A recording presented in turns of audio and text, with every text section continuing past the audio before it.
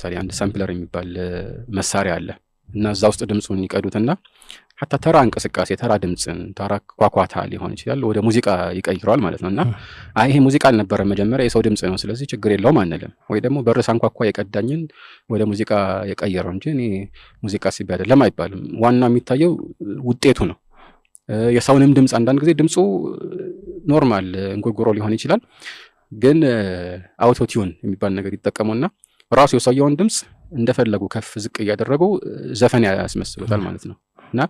ይሄ ነገር አንዳንዴ ዛሬ ነሺዳ ተብሎ የሚጠሩት ነገሮችም ይስተዋላልና በዚህ መልኩ ከተቀላቀለ ዋና ውጤቱ ነውና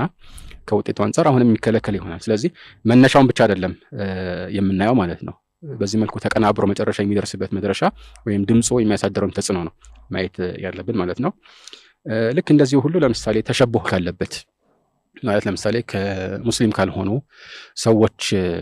ዜማ አጣጣል ለምሳሌ መዝሙር እንበለው የበገና መዝሙር ሊሆን ይችላል የእንትን መዝሙር ተብሎ የሚዜሙ ዜማዎች አሉ ከዛ ቀጥታ የተወሰደ የሚመስሉ ነሺዳዎችን ሰምቻለሁ እኔ ድሮ ማለት ነው በጣም በሚያስደነግጥ ሁኔታ ማለት ነው ራሱ ነው የሚመስለው የተቀየሩት ቃላቶቹ ብቻ ናቸው ወይ ደግሞ ራሱ የበገናው ድምጽ ላይ ኖር ይችላል አንዳንዶቹ ላይ ማለት ነውና በዚህ መልኩም ተሸቦህ ካለበት ያው ክልክል እንደሆነ ምንም የሚያጠራጥር አይደለም ልክ እንደዚሁ አፈጻጸሙንም በተመለከተ ቀደም እንዳልነው በጣም በተጋነነ መልኩ ሰዎችን ለመፈንደቅ ወይም ደግሞ ጮቤ ለማርገጥ የሚያነሳሳ አይነት መሆን የለበትም የሚለውን ነገር አውስተን ነበር የተወሰኑ ዑለማዎችን አቋም እዚህ ላይ አውስተን